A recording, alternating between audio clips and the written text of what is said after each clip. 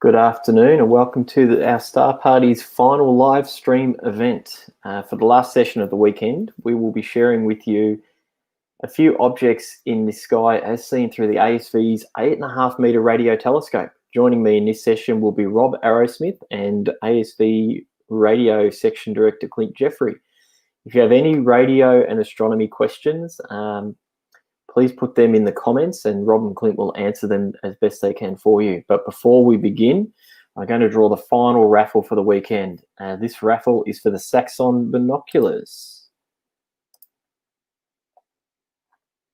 Let's get that one going. Hang on a second.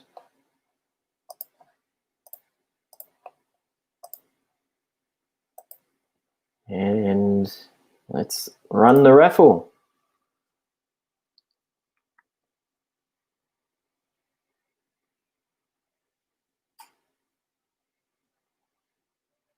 Sally Cunnington, you have won the Saxon raffle.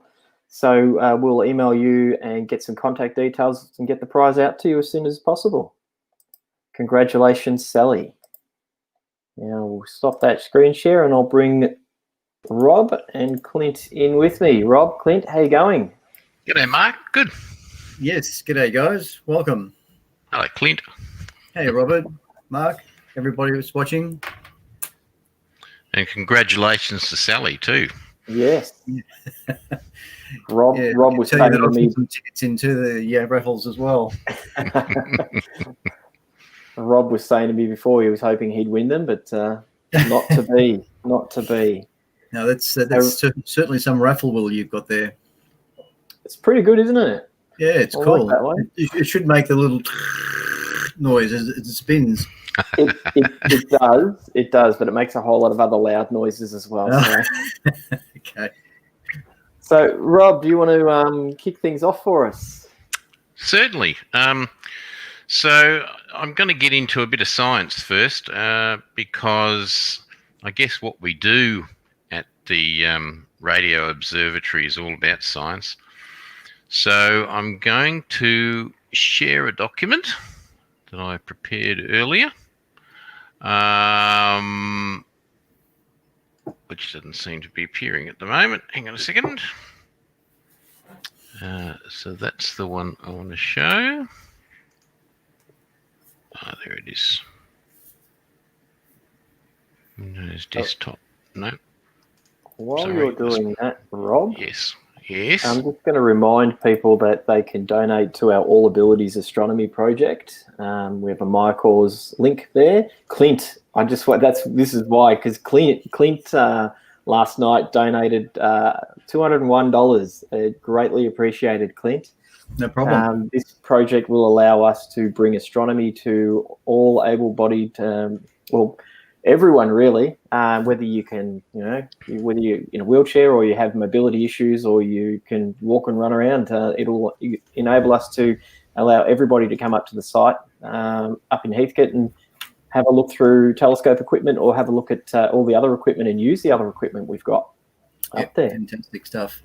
So there is a post on our page which has a link through to the All Abilities Astronomy project, and if you'd like to share, if you've got a few dollars to spare, it would be greatly appreciated. How are you going there, Rob? I don't know. It's dear. It's always right at the last minute. That's when things. Technology always fails us. Don't worry, we've had plenty of technical issues over the weekend. Oh, I know. I keep forgetting about. I keep forgetting. Share the screen, so I've got to do that. Well, we've lost Rob. Well, having said that, here he comes. All right, I'm back again. You're back That's again. Funny. You've only got to click the wrong button. You click it once and that's it. You're in trouble. It all falls in a heap. Okay. Here we go. By the way, Rob, I'm reliably informed that you sound like you're in a helicopter. Excellent. Good. That's probably because I've got a great microphone and headset. So anyway, it's very we'll go through a bit of science. It's probably the room that I'm in too. There's no carpet on the floor. So radio astronomy, observing the skies with radio waves is basically what we do. Now, radio waves are just like light, except radio waves have a longer wavelength. That means that it has a lower frequency. And what are radio waves? Well, radio waves travel at the speed of light because they're just like light. The speed of light is 299,292 kilometers per second. It's pretty quick. And if you caught Russell's talk before, he was talking about the time it takes for the sun's light to reach Earth, 499 seconds.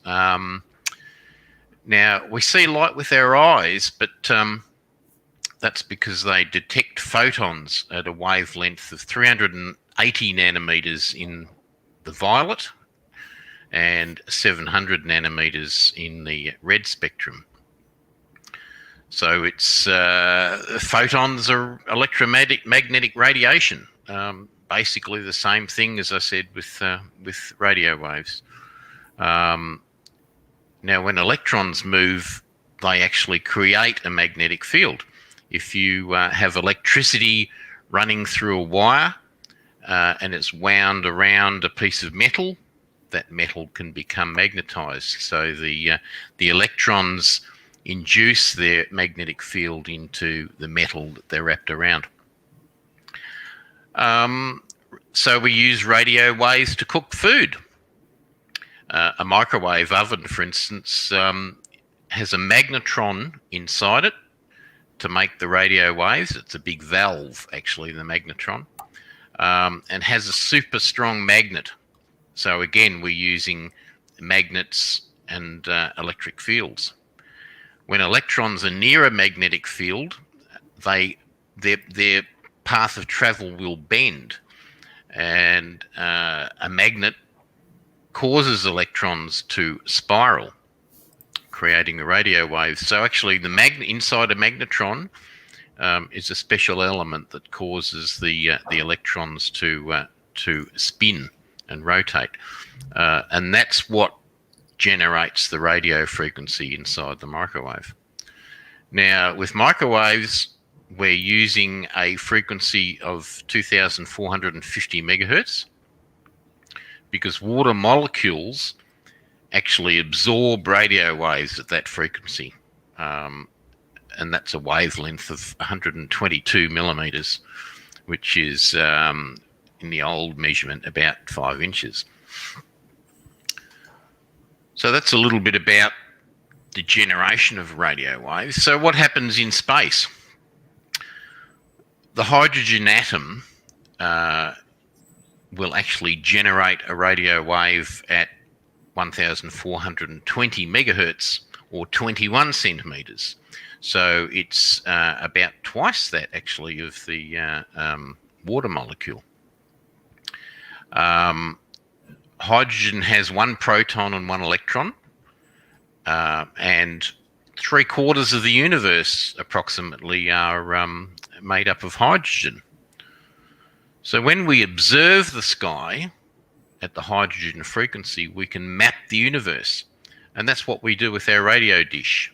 It works at the hydrogen frequency at 1.42 gigahertz or 1,420 megahertz, and we can see the hydrogen atoms through the radio telescope. Now, many other atoms and molecules also produce radio waves. The hydroxyl molecule radiates or generates 4 different radio frequencies. Methanol, for instance, can be found at 12.178 gigahertz. Oh, Rob, before you push on, we have a question relating to this page. Absolutely. Tyler wants to know, is 21 centimeters the frequency of hydrogen alpha? 21 centimeters is the radio frequency that the hydrogen atom generates. It's not hydrogen alpha, because hydrogen alpha is actually a optical frequency. I believe.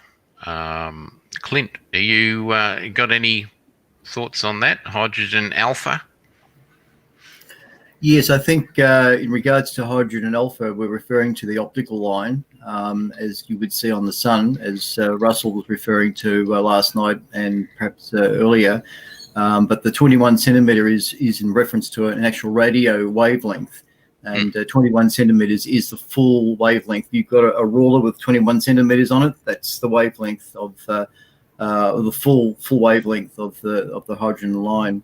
The radio signal. Mm-hmm. Yeah, so it's RF at a radio frequency potential. So hydrogen alpha is actually 656 nanometers because it's the optical frequency when a hydrogen atom falls from a third to second energy levels.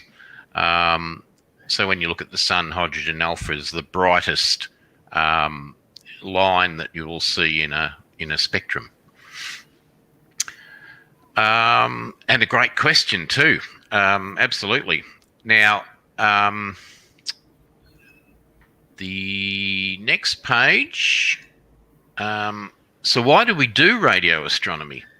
Well, optical astronomy only tells us part of the story. If we look through a telescope, optical telescope, we're only seeing an optical image through our eye at a specific optical frequency. So if we look, for instance, with a spectrometer through a telescope, we can see all of those optical lines like hydrogen alpha. But when we look with a radio astronomy dish, we can look at hundreds of different frequencies and get information on the object we're observing. Electromagnetic waves cover radio, microwave, optical, X-rays and gamma rays. A radio observatory could be used at many different wavelengths to look at the sky. When a star explodes, the core may become a rapidly spinning pulsar, emitting radio waves on many frequencies. And we're going to have a look at a pulsar later. I've got the radio telescope online, all ready to go. So we'll have a look and see what we can see through the dish. I'm also going to tell you a bit shortly about the history of the Leon Mao Radio Observatory. Currently, we have a weather station running at the LMRO, giving us temperature, humidity, and wind speed and rainfall. There's probably a few others, Clint. We have the seismometer. I was going to say the weather station was the first thing we put in, and it was the first thing that we worked on, I think, Clint. Yeah. The right. Seismometer up there records earthquakes, and we have an associate in Canada who they had a big earthquake a while back, and we saw the earthquake recorded on our seismometer here in Victoria. We have a radio Jove receiver. Now that basically listens for both solar and Jupiter emissions, and that's it's actually a project that NASA put together many years ago, which is popular with high schools and very, very easy to assemble and set up. We've got two. Yeah, we have a question. Yes. We have a question on that one. Sure, Mark. So when you're talking about Jupiter emissions, what is a Jupiter emission, and why is it important? You take that one, Clint. Well, Jupiter turns out to be a fairly active planet in our solar system that emits radio emission, quite a broad spectrum of radio emission. And it was discovered back in the early 1950s through Australian radio astronomers actually doing other research in radio astronomy, and actually quite accidentally discovered these pulses, not pulsars as in neutron stars, but pulse-type noise and broadband type emission noise that Jupiter was producing. And it's been discovered that the moon Io, or Io as Perry would say, produces a torus of high electrical current, many millions of amps of current, and this blends with the Jupiter system's magnetic field, and it produces what we call cyclotron radiation, where electrons spiral around these magnetic fields, and this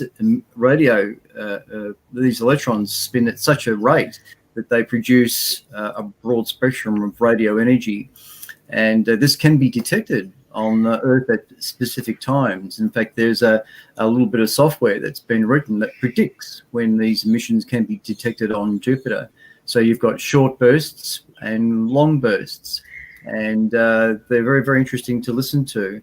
The mechanism is still being worked on as to the reasons why, but we've got a fairly good grip on what produces these emissions. But basically, you're looking at cyclotron emission, which is, like I say, electrons spiraling around the magnetic lines of force around, and because Jupiter produces a massive magnetic field that covers quite a broad, that extends out quite far. So I hope I've answered that question. Thank you. Continue on, Rob. Excellent. I do have another question coming up when you reach this is the description about the radio dish. So yes, of course. So we have two lightning detectors. One was an early system that went in that has a map of Victoria, and it's got a special receiver that can measure the direction of the lightning strikes. We've recently put in another lightning detector, which is part of a worldwide group of receiving stations that receive the electrical noise from a lightning strike and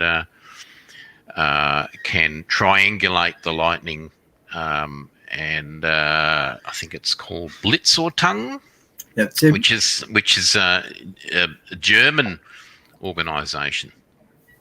So that receiver's been fantastic. We put in a lot of work to get that going. We have an eCallisto system. Now, Callisto basically is a spectrum receiver that covers a broad range of frequencies that the sun would emit radio energy on. So eCallisto gives us a great view of the radio energy the sun is producing. And what's probably interesting about that too, in fact, you were probably going to mention it, is this part is part of a worldwide network as well. So we're all part of about 54 other stations, in fact, that are got exactly the same receivers set up and sending the data to the internet. Yes, that's right. Yeah, eCallisto is run by a fellow in Switzerland, I think. Clint. I think that's it. Christian. And it was his university degree project, I think, initially. So, and that's been running for quite a while. So he'll be excited. We're coming up to a solar maximum again. So we should see a lot of interesting information come up on the Callisto receiver. We have got an all-sky camera that has like a fisheye lens, which we can see horizon to horizon with, and that gets some great views of the night sky. We have a sky quality meter measuring the darkness value of the night sky, which is really important because we get so much light pollution now from street lights and towns. So the sky quality meter basically gives optical astronomers a good idea of how dark the sky would be. And we've had one fellow actually using our information. Yes, that's right, Jim. So we've got our 8.5 metre radio dish. Fantastic piece of equipment. So many people put a lot of time and work into building the dish. I'm going to, and we've got a GPS receiver as well, which which has been really good because it keeps all our computers accurate to within a microsecond or so. So that's a very important thing. Now I was going to go to another document, so I will stop sharing that for now. While you're doing that, yes, Clint might be able to answer this question from Les. How do radio waves travel through a vacuum? Well, they do. But how do they travel through a vacuum? Well, that's the nature of radio energy, electromagnetic energy. There's with a vacuum, there's not much to heed or restrict the flow of electrons, and that's why the universe is so abundant with radio emission. Because as you know, the vacuum of space doesn't stop radio energy. So with electrons transmitting into space at such a velocity of light, the speed of light, and of course light itself is a form of electromagnetic energy. So a vacuum is not going to prevent radio energy from being transmitted from one place to another. But things as simple as a steel wall, like a Faraday cage, where you've got two metal walls within a room environment, that can stop radio energy quite effectively. The trick is that electromagnetic energy is made up of electrons and magnetic fields. So what's traveling through the vacuum is the magnetic field, I guess. It's not particles so much. You know, you're not getting electrons hitting you when you have a radio signal. It's a field, a bit like a magnet. So you know, magnets work through a vacuum. So great question, Les. Yes, thanks, Les. Yeah, very good. So what I'm going to do is select. What was I going to look at next? So I've shared that one. This sharing is always interesting. Well, I thought I had to do with Zoom. Trying to get the right document up. I found that this is much easier to work with than Zoom is. Isn't it? Yes. So far, in the short time I've seen StreamYard, this looks really interesting. Yeah, I like the way you can change images, and it's just brilliant. While you're doing that, Absolutely. Rob, yes. I'm just going to remind everybody that it's Sunday afternoon and everyone should have their Barbies out, and if they don't, we are about $100 off the target for the Lions Club Heathcote fundraiser. So wow, that's good. If you're feeling virtually peckish, go and grab a snag on bread, a can of Coke if you want, a Christmas cake, a burger, anything from the store, from the virtual store. I've just shared a post on our main Facebook page, which has got the link. I can see. And all of the money goes directly to the Lions Heathcote Lions Club, who are normally at our star parties, but they haven't been able to get there. So help us reach that target for the Heathcote Lions Club. That'd be great. Absolutely. Yeah. All right. So I've written up a bit of a history of, I guess, what we've been doing over the last 10 years, I suppose, Clint. So 10 years ago, I became involved with the Astronomical Society of Victoria. At the time, I was working with Clint, and he got me interested in what they were doing with radio astronomy. And during my career, I'd worked in radio communications, software engineering, and computer programming. So I had a few skills that were useful to the radio astronomy section. We were looking at setting up a new radio astronomy site near Heathcote at the Leon Mao Dark Sky site.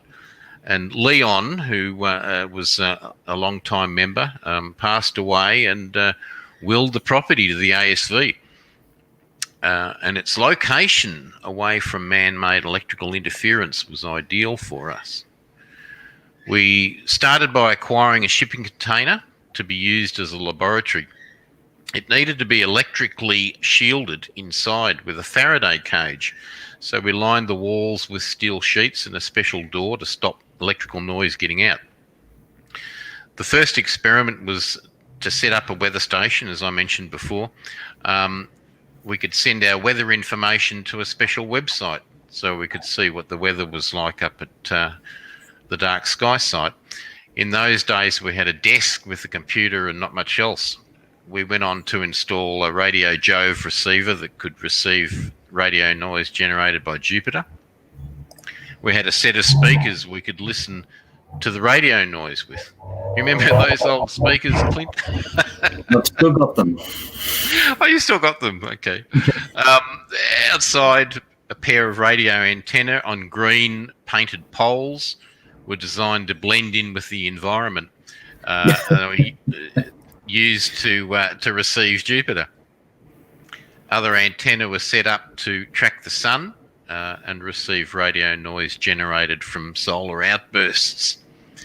In the summer, the inside of the building got really hot, and we installed an air conditioner. One member of our group, Mitch Raitt, built a roof over the shipping container to try and shield it from the heat of the sun. Mitch is our carpenter and has been an important part of the team. An important chippy. Absolutely. We had a satellite internet system installed, which was a big improvement on the previous mobile phone 3G internet that we started with. Even so, the satellite service was dreadfully slow, and trying to remotely access the computers running on different experiments was difficult. We've been looking around for a big dish to purchase. Over several years, we'd looked at a few options, including a 14-metre dish at GTV9 in Richmond. Unfortunately, most of the dishes weren't practicable to use because of the difficulty of disassembling them.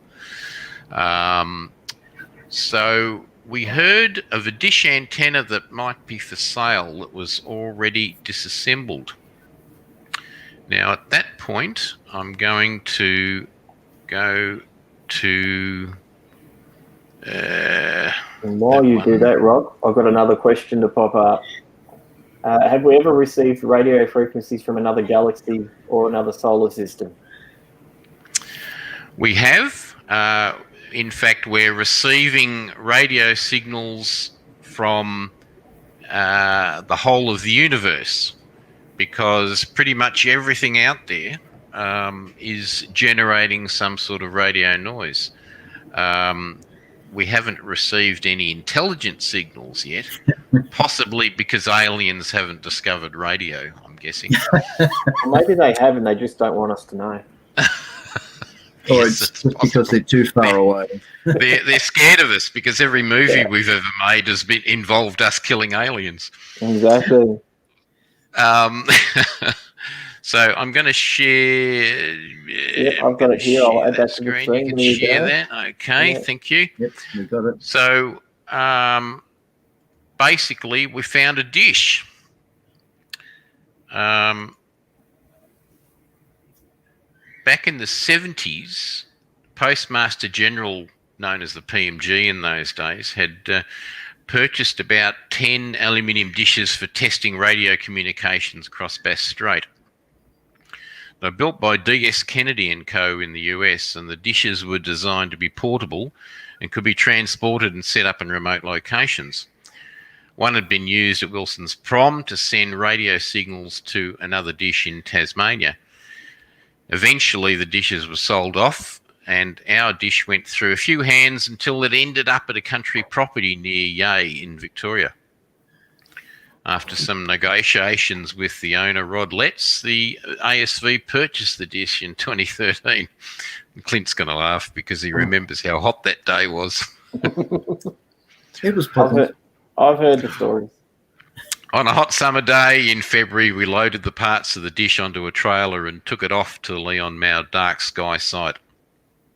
We had an area already cleared and offloaded all the parts. A wooden garden stake was stuck in the ground to mark the spot where the dish should be located. Over the next few years, plans were drawn up, and I'll just go to the next screen. I've actually got to go to there, and I've got to do that. That's better. So over the next few years, plans were drawn up, designs discussed, and we look forward to the day when it would be finished. We spent quite a few hours in the lodge at our meetings talking about how we were going to design the dish. And we were lucky to have engineers on board that did a lot of the work, and we were, I guess, rewarded by a great design. Our dish installation became part of a broader development of the whole Leon Mao dark sky site, of which Mark had a lot of input in, didn't you, Mark? I did, yes. Yes, yeah. Developing building plans. The planning submissions for the whole site dragged on as we waited for approval. Yeah, that's council for you. Yeah, I know. Finally, in 2017, we could start the foundation for the dish. We got a backhoe in to dig the initial hole for the foundation. The 4 metre square by 1.2 metre deep hole would be filled with concrete with steel foundation supports. We needed to run large conduits underground to connect various cables to the dish, so several weekends were spent setting up the foundation. The steel support bolts for the foundation was a marathon task, with Clint Jeffrey and Phil Costigan working until 1 a.m. on the Monday morning to have it ready for a concrete pour. That brings back memories, doesn't it, Clint? Yes. That was a Sunday morning. I didn't go to work that day. No, on the Monday, that's right. As it turned out, the delivery of the concrete was delayed for a few days anyway. On the day the concrete trucks arrived, pour. Yeah, the concrete pour, that was classic. On the day the concrete arrived, everything was ready to go. The cement mixers arrived and poured their load into the foundation hole. The guys working out with the concrete worked the pour to get any bubbles out, and finally it was done, and the finishing touches applied to the surface of the concrete. We even joked about writing our names in it. I mean, we should have done that. You do that with concrete, don't you, Mark? You always do. I'll put your name in it. Now, we've got a guy from Brazil who's hanging on here. He wants to ask a question? Sure. No, well, he does, yeah, but he's been on since the start, and I have no idea what time. I'm surprised he's still watching. Sergio. Okay. Sergio. He wants to see the receiver working? I think, we might try and push through to get the receiver working. But before that, he does have a question. I understand radio signals can be presented as images. Is that just for public view, or does that help us to understand them? Well, presenting a radio signal as an image can be done a number of different ways. You can do it as a spectrum. So if you record an image of an object with a radio receiver, you can look at the frequencies either side of the actual frequency that you're interested in, and you can produce a chart which basically shows the spectrum. You can also scan across an object with a radio dish, and this is something that Clint and I will be doing in the future.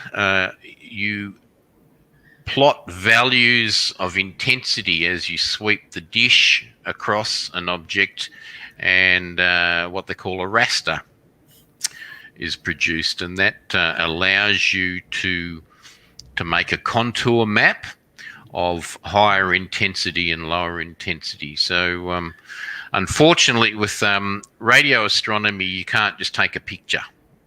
There are other radio installations that have multiple single antennas all connected together, and they can take a large sky view and produce a quite a complex image. The square kilometre array has a low frequency system out there that allows you to take a large sky image, but with a single dish antenna like ours, we are restricted to looking at one particular spot in the sky. So we've got a fair few questions coming through, Rob. Absolutely, ask away. Conscious of the time, so yes, I'm keen. I'm keen for us to get the dish going. Only reason because it's already 4:10. And I want you to use as much dish time as we can for everyone to see. Absolutely. All right. There's some cracking questions lined up that I want to throw at you guys. So I will pause that. I'll just go through the other slides. So there we are. The tower's been delivered. And you can see the foundation bolts and the conduit in the ground. And that, believe it or not, at one end of the tower is Clint with his camera looking up the inside of the tower. It is too. I'm going, hello. Yes, I thought you wanted to crawl inside. Well, we have. There, at that point, we've installed the tower onto the bolts. And it took quite a while to do up all those nuts. 36 bolts hold that tower down.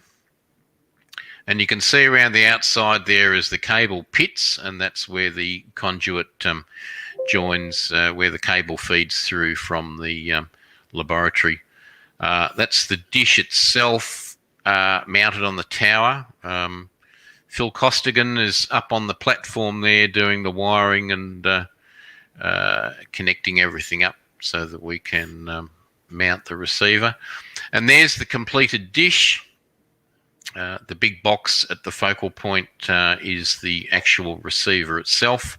And if you look closely in the center of the dish surface, you'll see a little pair of cricket stumps. I did say, play cricket on the dish. You can't have a dish mention without playing cricket on it. Yes, absolutely. And there's a picture of the inside of the lab. The shipping container that's been lined with steel sheets. We have a computer cabinet at one end of the room. We have a lovely 3-station work desk, and which Phil actually organised. Fantastic desk. And at the other end, we have our radio cabinet, which up the top has our time receiver, and underneath that we have our hydrogen line receiver. We have a communications radio, spectrum analyzer, the rotator for the solar antenna, and the Jove receiver in the big box underneath that. So we've got a great setup there. We just love going up there, and sometimes we don't want to return home. You guys like to hide in the box. You hide yourselves away in. Well, we've got because a decent air conditioner in there too. It's right. The air conditioner's fantastic. All right. So there you go. There we go. Let's get into some radio astronomy.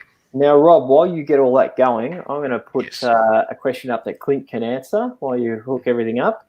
Sure. The 8.5 metre dish at the LMDSS, the 64 metre dish at Parkes, and 36 by 12 metre dishes at the ASKAP. How do these compare in terms of capabilities? And is data shared between dish sites, or can data be shared between dish sites? Yes, it does. Yes, that's an interesting question. Well, look, the 64 metre Parkes telescope has been around since the early 60s, and it has to be 64 metres long for one point to be able to collect all these very, very weak signals that are coming in from the universe. The Parkes has been involved for the Apollo 11 landing, detection of pulsars. It does great work, and to this day, it continues to do great work for radio astronomy. In fact, it's been recently heritage listed, so the Parkes radio telescope will be around for quite a while, and I think a lot of us radio astronomers are happy to know that. As far as the ASCAP program, it's a similar sort of deal, but working on a slightly different purpose. It's looking at radio astronomy. It's doing radio astronomy, looking at the universe, but at much larger frequencies, and taking in and creating amazing images of the sky.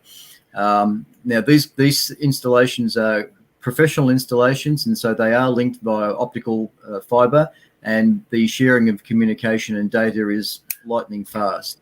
Lots of money involved, as you can imagine. Compared to our little 8.5 meter dish at Parks, yeah, at Heathcote. Look, we're standing on the shoulders of giants. What we're doing up there, the 8.5 meter is a much smaller dish in comparison to the 64 meter dish. We have advantage for us in this day and age is modern technology, much better improved radio amplifiers with very low noise. These low noise amplifiers work to help us receive these weak signals, and hence we can use a smaller dish antenna because the amplifiers, the electronics, the software programs that are available to use this, or even just proper programs that are dedicated for the job, help for us to do radio astronomy. So we don't need the larger dish size that you see at 64 at Parks, for instance. Oh, Rob, you got it up. Sorry, I just saw that Rob had the dish up. I didn't even realise I was not looking in the right spot there. Sorry. That's all right. I was intrigued with Clint's answer. Well, we have another one while you're getting that all going. Does the atmosphere distort the radio waves like a visual telescope? Would it be helpful if we deployed a radio space telescope like we have with Hubble for the visual spectrum, Spitzer, and the future James Webb for infrared and the Chandra for X-ray? So there is some radio frequencies that get attenuated by the Earth's atmosphere. There's also radio frequencies that are attenuated by the Earth's magnetic field. There is plans for a radio telescope to be put on the dark side of the moon, or the far side of the moon. Far side. The far side. I know.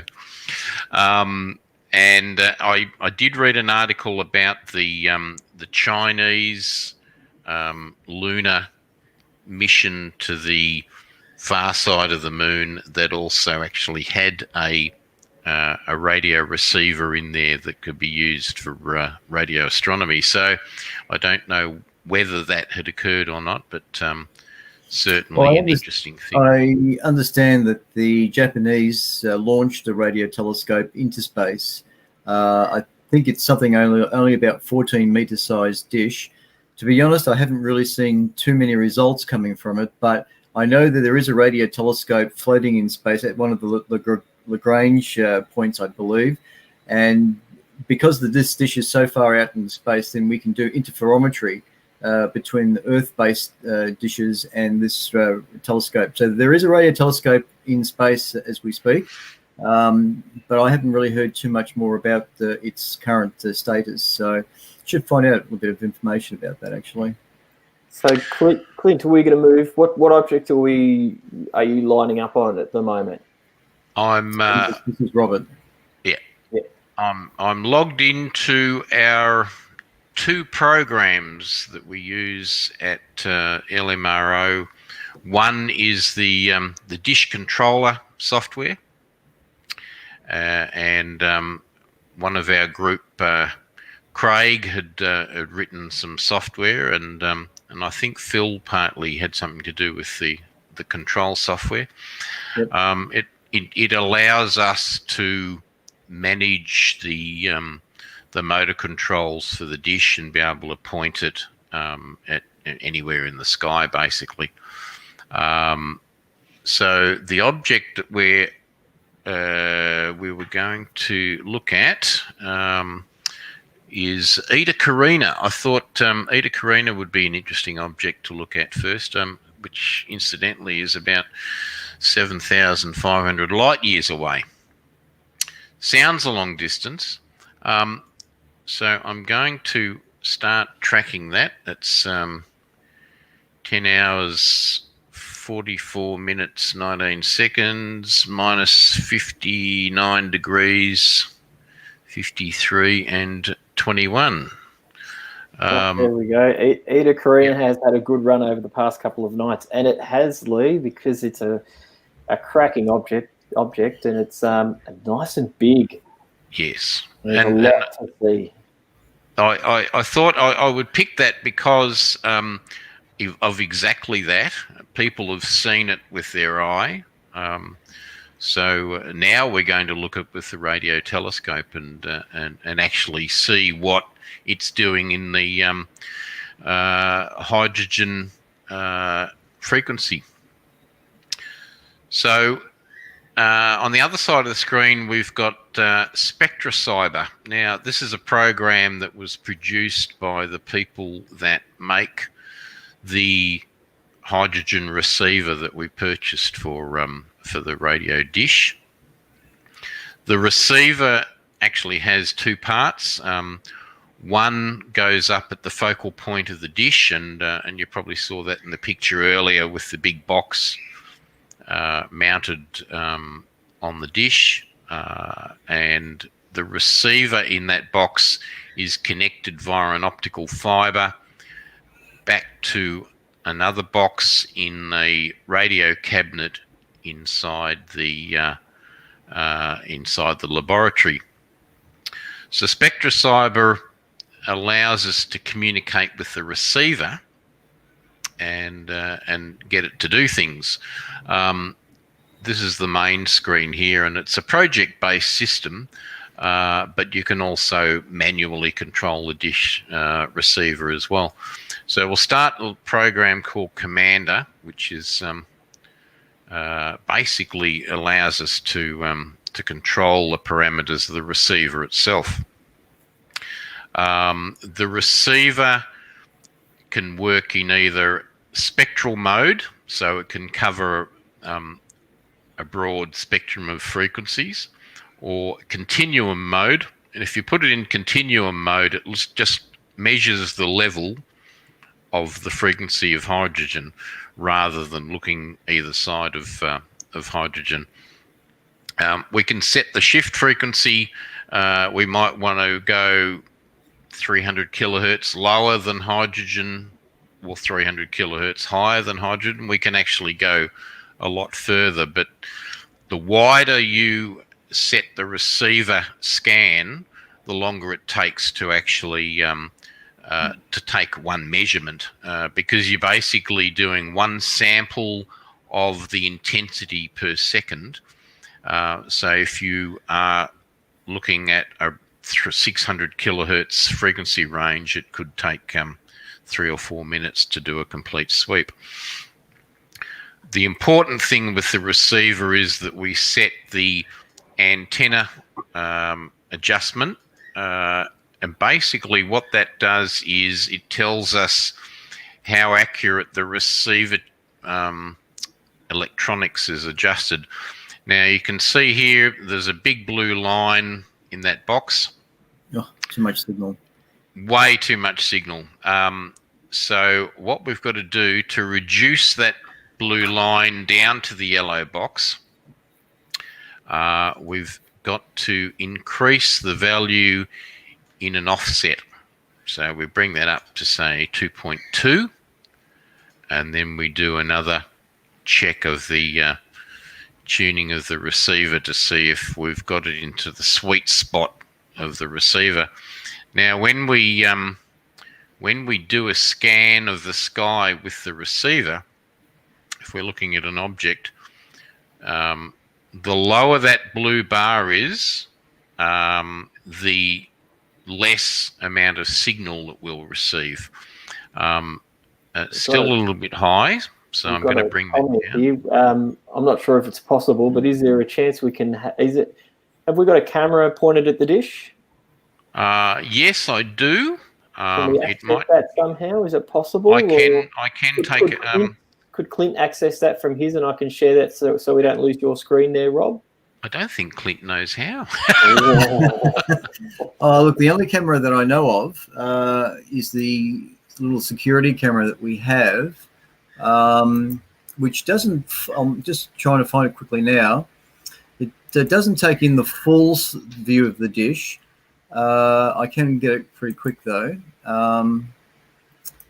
because it's only just a security camera that we have, and let's see. I'm just coming up to our hang on, status, and log in now. All right, now, okay. I'm viewing the picture on the screen right now, Mark.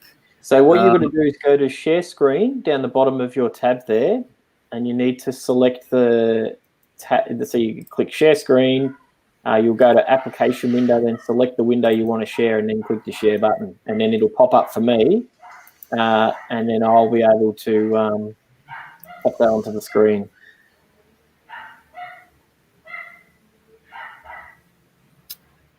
Okay, I think that's working. Hang on.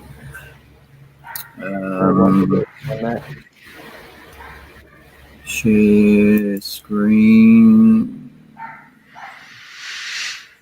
Share screen. Oh, do it again. All right.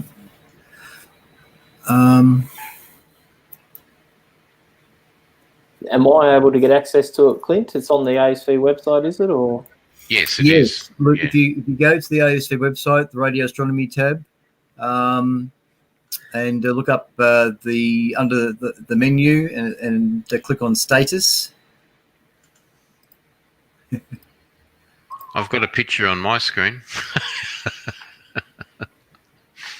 We'll get there. We'll get there.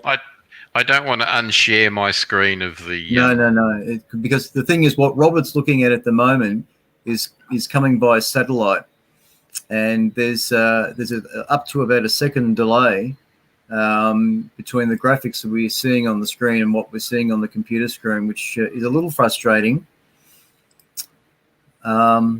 Satellite. I don't think I've got access to that part of it, guys. So no, because you don't have the password. No. If you want to switch back to my screen, Mark, Yeah. and we'll I'll just show. I'm doing. While you're doing that, let's just quickly jump to, if you want to share your other screen with the image, or the camera, that way people can see the dish as it is right now. Sure. I'm just doing a scan of Eta Carina right now. So I want to do that before. There's a few objects I want to look at this afternoon that are going to disappear soon. So I don't want to. You've got that, Mark. That's it. Yeah.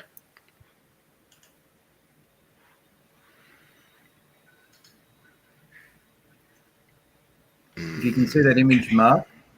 In a sec, I'm about to bring it up now. There we go. Oh, so you can see on the right-hand side there. Click on the. If you click on the camera slide right 2, side camera. Yeah, Clint, if you click on camera 2 slideshow. You should have a full image of the view from the camera. No, you have to click the login. Oh, login? Do I? Oh. Now I'm confused. Go to the web page itself. Don't look at the. While you're working that out, I'll pop back to this one. And then we have a question. How do you know that the radio signals are from the intended object and not from something in front of it or next to it? I love the good questions people ask, Mark. Poppy, when we look at a piece of sky with the radio dish, sometimes we think that what we're looking at is actually what we're detecting. Sometimes we discover later on that what we thought we were looking at was something totally different. And we did find that our first the first time we pointed the dish at something, we were all excited, and it turned out that what we're actually looking at was something totally different. You can tell by the red shift or the blue shift that we receive on the dish. Looking at the image there now, I think we're on that stream, aren't we, Mark? So I've done a scan of Eta Carina, and you can see that it's actually the signal was too strong and it's gone off the top end of the screen. It has. It popped right off the top. Yes. You can tell by how much that radio signal is shifted, and you notice at the bottom it says shift frequency. So if something is moving towards us, it's blue shifted, or the frequency goes high. If it's red shifted, the frequency goes low, and it basically means that the object that we're receiving is moving towards or away from us. So we can tell how far the object is. If something is outside of our galaxy, there would be a lot more shift in the radio frequency. So we can usually tell if we're looking at something local, it won't be shifted by more than 100 or 200 kilohertz. If we're looking at the Magellanic Clouds, for instance, we would see maybe 300 kilohertz shift. It just depends on the object we look at. We can infer what it is that we're actually looking at. What I'm going to do is close that scan now, and I'm going to go back and just adjust the antenna slightly. It's a little bit of to and fro with this software because it's important to get that level in the right spot. So we've got about 4.2 at the moment. And that will vary depending on the type of object we look at. If it's a stronger object, we've then got to reduce the amount of level that we're receiving. So let's try that again. I've gone up slightly with the voltage, and that should bring the receiver tuning down a bit. So we're down to about 3. Yes, much better there. And if I do another scan, you'll now see the, do a live scan, we'll now see Eta Carina. You might see the actual peak of that signal. Because Eta Carina technically is a local object, it doesn't have terribly much shift in the radio signal, hydrogen signal. So how are we doing on time, Mark? It's 4:30 now. 4:30. All I'll right. give you a little bit more time. All right. Thanks, Mark. Let's. Do we want to go to Vela? Is it worth moving to Vela? Because I think that one would be a pretty good one to have a look at. I will.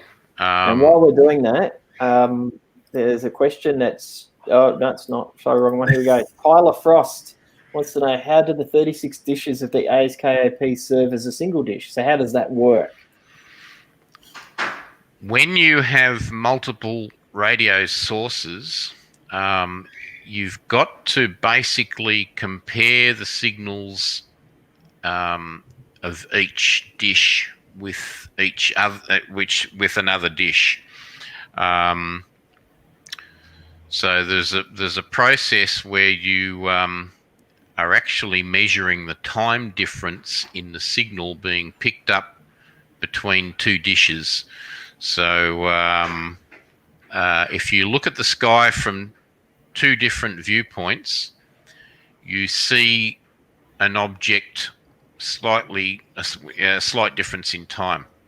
So those 36 dishes are all compared with each other, and the name of the process escapes me at the moment, but I'll think of it in a minute. Aperture synthesis, is it? Well, it's called aperture synthesis, but what you're doing is creating if the dishes are all spread out, say over 1 kilometre, you're creating a virtual dish 1 kilometre in size. And you can think of it as that big 1 kilometre dish with 36 receiving points inside it. And the software that they use to actually join all the dish images together is a special type of software, which a correlator. Sorry, I suddenly remember what it was. Yeah, you're having a brain fade. It is Sunday afternoon. So. Oh, absolutely. So we're now on. Are we now on the Vela? Are we? No, I'm just going to enter it. It took me a while to think about what I was talking about. So the Vela numbers is 83520. So 08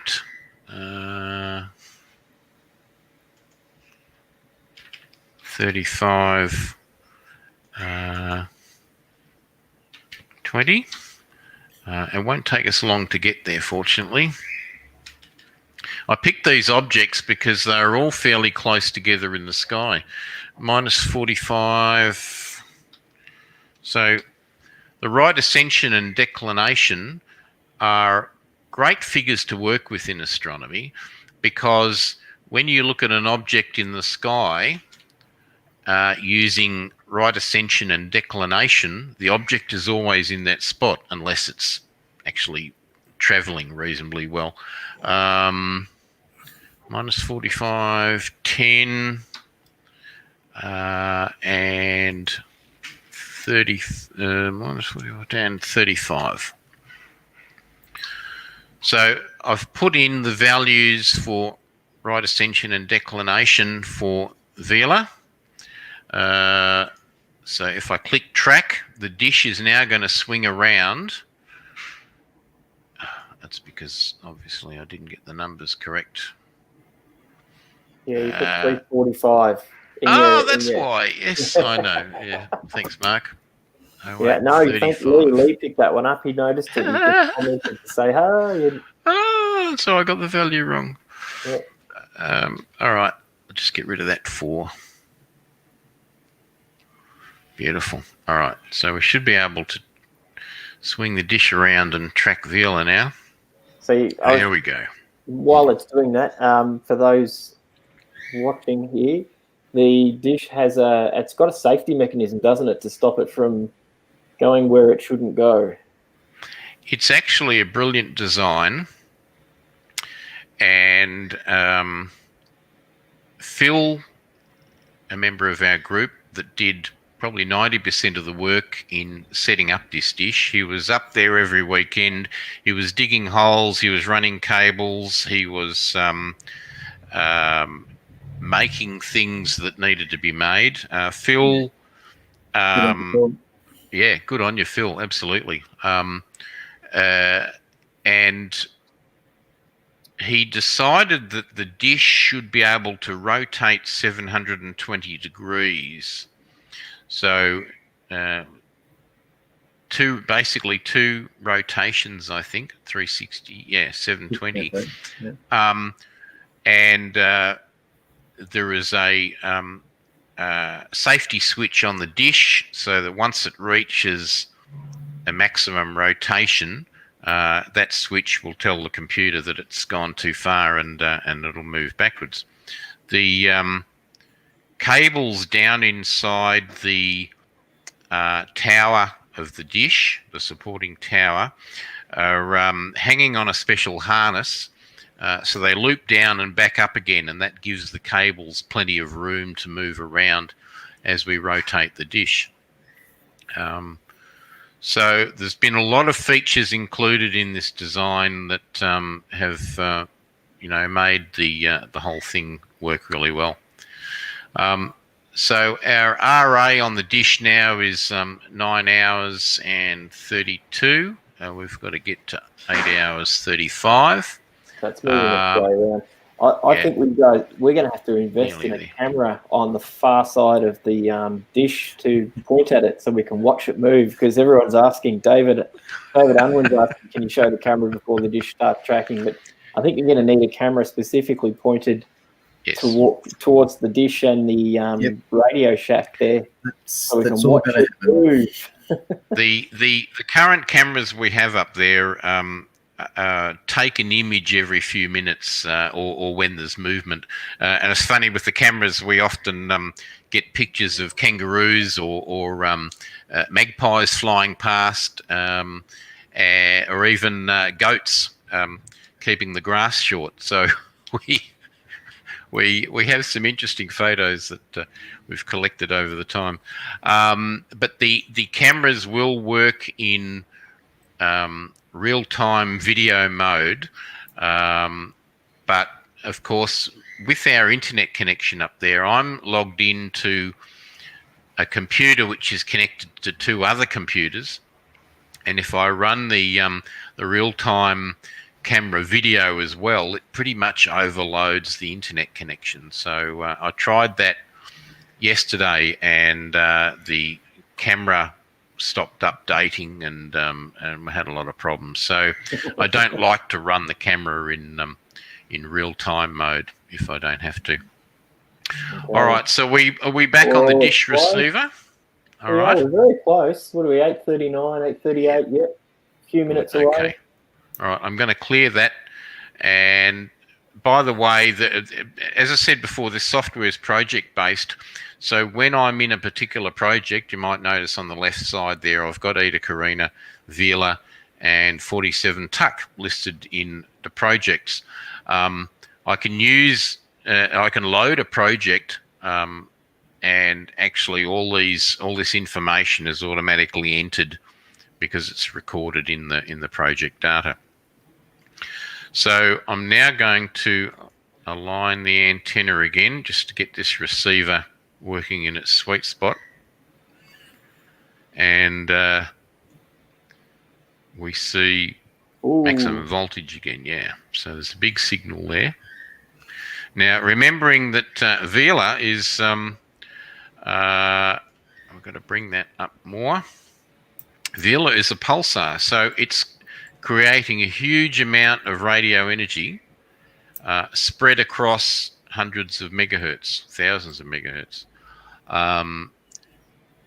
When a star explodes, the outer layer of the star is blown off, and that's why you see these beautiful images that we were looking at, I think, last night when we were doing deep sky. A lot of those objects that we were observing in deep sky last night can have a pulsar at its core. The center of the sun is squeezed into about 10 kilometers across, usually. Very small, dense object, and when it does happen, they're quite often spinning. Now, a spinning pulsar basically has jets of radio emissions coming off each end, and as that radio emission sweeps past the Earth, we see a burst of radio energy that lasts a few milliseconds, and pulsars have been known to spin over 1,000 times a second. So the radio emissions are incredibly fast. How are we looking there, Rob? We got our nearly there. Down. Nearly there. We just need a little bit more. As I said, move. I think that would be really cool if we could do a live stream and watch that dish move. That would be amazing. So everyone could watch it move, and then we can come back to this screen. Yeah, that's food for thought. If we get a fibre optic cable run past the property up there, then we'd be tapping straight into it. David Unwin saying perhaps a new FTTP NBN for the premises is helpful. I don't think LNDS will have access to that anytime soon. If anyone in the communications industry is listening to this that has access to an optic fibre cable that we could use, I would be most grateful. Most grateful. Now, I don't know why that's not coming down. That signal must be awfully strong. I was actually looking at Vela earlier today. I'm going in the right direction, aren't I, Clint? I think so. My view of the screen here is pretty small, so Okay. I can't really even see the letters on the program. Okay. It's All small. right. You need to take the offset voltage the other direction, Rob. I'm just going to try that, but usually when you increase the offset, it lowers the signal level. So I've dropped it down to that looks like it's 1.2. too far. So even at 1.2, it's so as I said, Vela is an extremely strong source. So I'm going to bring that back up to where I was before.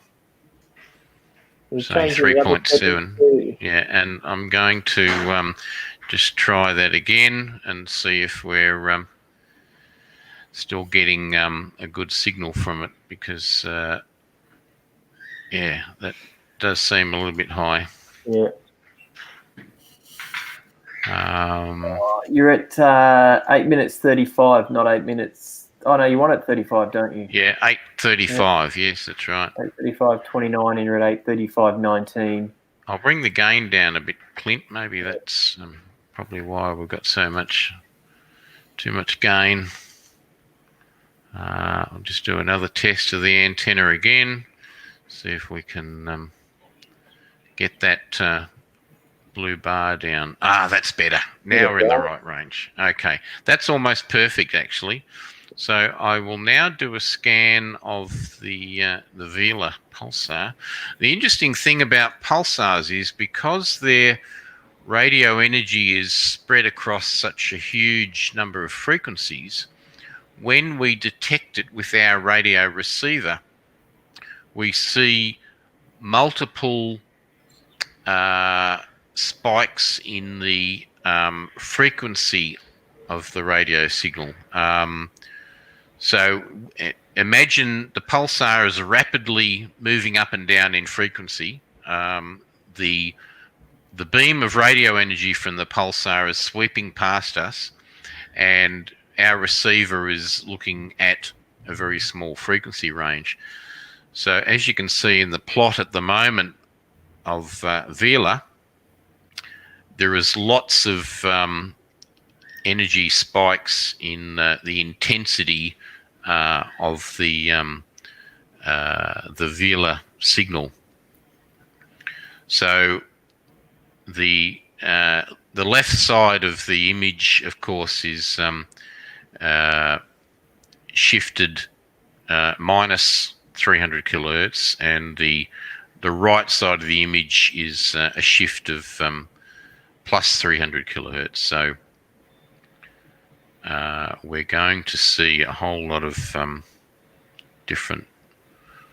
The thing with Vela, of course, is you can take this image and then a minute later take another image and it'll look totally different, purely because the Vela radio energy is shifting all the time.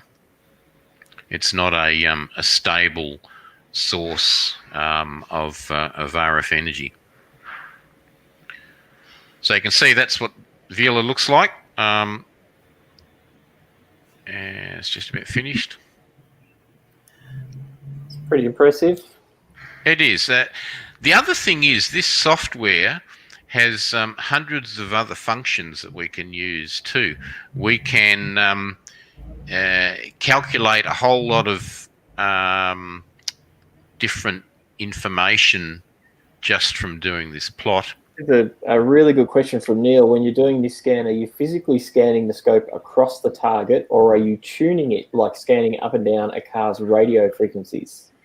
Yes, it's tuning the radio frequency. We're not moving the dish. We're keeping the dish. Well, the dish is moving, but it is pointed straight at Vela. But the actual radio frequency we're detecting is sweeping across. So the receiver itself is changing its receiving frequency as it sweeps across the hydrogen band. So at the start of the sweep, yes. Yeah, the center frequency there is neutral hydrogen, is the rest frequency of hydrogen. So the spectrometer is actually scanning, as Rob's saying, down in frequency and then up in frequency, so you actually get some spectra of the hydrogen line, and so that's what we're looking at is the actual spectra of the hydrogen line centered on the hydrogen line. So it is like tuning into 774, the ABC station 774, but our instead of only listening to a few kilohertz bandwidth of the broadcast radio, this is actually spanning out quite some distance either side to take in a full picture of the spectra of looking towards Vela, the constellation of Vela. But of course, you have to realize too that the majority of that signal that we're seeing there is also a combination of foreground hydrogen within our own galaxy, as opposed to the actual Vela area as well. You have to be aware of that. Cool. So as I said before, this software does some amazing things. We can take points on the data that we've received and calculate measurements from that. You were going to ask, so there's a question, did you say, Mark? Gavin wants to know if it's possible to do radio astronomy from home, and if so, what would you need? Now this is an interesting question. If you have, where I live, we've got hard rubbish collection at the moment. At the side of the road. Is that what you're saying? Yes, but there can be some interesting things to be had from hard rubbish collection. If you have a disused satellite dish, I believe Mark's son Blake has been using a satellite dish for doing radio astronomy. Mark, a work in progress still. He's been sidetracked by Swinburne. We blame Swinburne. He hasn't been back on the tools. He's got a much bigger telescope. He's busy moving really big telescopes at the moment. Yes. So it's not difficult to actually to get a secondhand satellite dish antenna, even with the original receiver on it, and connect a meter to the satellite dish receiver, and you can use that quite simply to point it at the sky in a fixed position, let the sky move past the satellite dish, and just record every minute or so the intensity of the sky radio energy that you're picking up. So yeah, it can be done very simply with very few pieces of equipment. Yes. So I'm going to close this up at the moment where it's closing in on 5 o'clock. Terrific. And, it's been a great session. Yeah. Thank you for answering all the questions. Thank you to everybody for throwing those questions out there. And thanks, guys. Yeah, I think we're definitely going to need to get a camera up there so we can sit there and watch it move around. That would be very cool. If you give me a few minutes, Mark, or a minute, not even that, I'll stop sharing that. I'm just going to... I know what you're going to try and do. Yeah, I know. I've had it here on the computer screen several times, but obviously for some reason it hasn't been able to share it. Okay. I'm just going to... even posted you the password in the private chat window there. I'm going to try and do a real-time login on the camera. And as I say, if I can get this to work, I'll be very pleased. Look, you've just inspired someone. Lee Green's just saying an old Ozstar dish he has got a new life. Fantastic. Yeah, absolutely. If you've got an old dish, point it at the sky and see what happens. You'll be amazed. It can produce interesting results. For sure. The thing to look at with small dish antennas, small old ex-satellite dish antennas, the The mesh type satellite dishes that may be about 2.5 meters to 3 meters, they can do hydrogen line observations beautifully well. They've got an excellent surface for working at 1.4 gigahertz. And I might add that explore software-defined radio. There are plenty of dongles, what we refer to as dongles, USB sticks. They look like USB sticks. That are broadband receivers, software-defined radio, SDRs. Look up on the internet for SDRs, and SDRs will cover the hydrogen line frequency without a problem, and you can then resolve the hydrogen line from a 3-meter dish easily. Stick one on your roof. Yeah. All right. Well, while you're looking at that, Rob, I just want to thank everybody for coming along to our weekend's star party. It's been a lot of fun. We started with Sky for the Night and planet viewing on Friday night, and we had astrophotography session. We had solar twice. We had solar, which was good.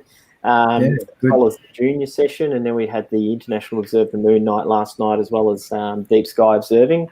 We saw some galaxies and nebula and star clusters, and then obviously we had the Q&A today, which looked like it was a hit as well. And absolutely. Second solar session, and finishing it off with radio. So thank you to everyone for attending, and thank you to all of the guests for coming along and sharing your knowledge with everyone. And thank you to Linda and Noel for giving me a hand. For the three of us, have just spent probably the last month, lots of testing sessions. That's for sure. Lots of testing, jumping from one training program to another to make sure we found the one that worked. And thank you to our sponsors, Sidereal Trading, Optic Central, Saxon, Australian Sky and Telescope as well. And if you haven't sorted dinner yet, go and grab a snag on bread. And like I said, we're not like Bunnings. You can put your onions on top on your virtual sausage. Yeah. So go and give Heathcote Lions Club some support. As soon as I'm finished here, I'm going to do that. I think we're about $50 off where we lost Rob again. I think we're about $50 off where we want to be. I can throw $50 easy. And also don't forget to go and click on our MyCause link for the pathways to the planets. That every little bit helps for that. Yes. Did you get it going, Rob? No, I'm. You broke it. What I'm doing is trying to get 2 browsers open at the same time with the information, and that's part of the problem. Not liking it. And Lee, thank you. Welcome aboard. He just said he signed his missus and himself up to the ASV, and he looked forward to getting his new scope within the next week or two, and be up at Heathcote as soon as possible. Lee, when it's open, we would love to see you up there. Fantastic. Great that news. Would be good. Yeah. No, I don't think I can get this to share. No, it's that's all right. It's all right. Nothing like. Can you just bring up the website picture, Rob? Yeah. From the security, just the nothing security like in the live stream weekend with a technical issue. Isn't that how it should work? Because I've got the streaming system running in the web browser, it won't let me. It's not liking it. It doesn't like me to share the web browser. Oh, you can. Yeah. You can. You're in Chrome. You click on your share screen. You go across on the top, the right-hand side says Chrome tab. Yep. And then you select the tab that you want to share. Oh, okay. Chrome tab. Okay. So let me click that. Event. Oh, there we go. There you go. How's that? All right, we'll bring that one up quickly. Yep. Oh, there's the dish. You want to just move it? You reckon you can randomly move it for them? Yeah, that's what we're looking at the moment is a fixed image. I tried to remotely log into the camera, but because I'm running this stream, my internet connection is a little bit stressed. That's all right. That's fine. No, that's fine. So everyone, there you go. You can see the dish in its pen for its own safety. You can also see the background there. You can also see that big white building. That is our roll-off observatory. So that roof there, that top half of that whole building rolls back and exposes our 40-inch telescope. And there's an 18-inch in there as well, a bunch of small little Meade go-tos, some binoculars, a 12-inch as well, 12-inch Dobsonian as well. And then there's a very small green shed up in the distance just up there as well. That's got a 25-inch Dobsonian or 25-inch telescope in it, there. And just to the right of that, between the pole and the angled bit, that one there, that's where the Bendigo section keep their telescope. I think it's a 16 or an 18-inch. I'm sure Noel will tell me off if I've got it wrong. And right to the left of where we're looking, so to the left of that table that's there is the astrophotography field. Over this over side. there. Yeah, so we have piers up there for the astrophotographers to stick their telescope equipment on. We have a dome up there as well. It's a lovely site. I haven't seen it for so long. It's looking like a beautiful day up there. Yeah. I can just see myself sitting in the chair there at the table with a beer. Absolutely, with a beer. Yeah. Next time, Rob. No, it won't be long. But it is a 16-inch that's up there. So thank you. There you go. Thank you everybody for coming along. We'll do another one of these very soon. That's for sure. It's been a lot of fun. No worries. Thanks, see Mark. everyone later. See you later. Thanks, Clint. Cheers, guys. Thanks, Rob. Thanks Good on you, everybody. mate. Thanks, Mark. You've been fantastic.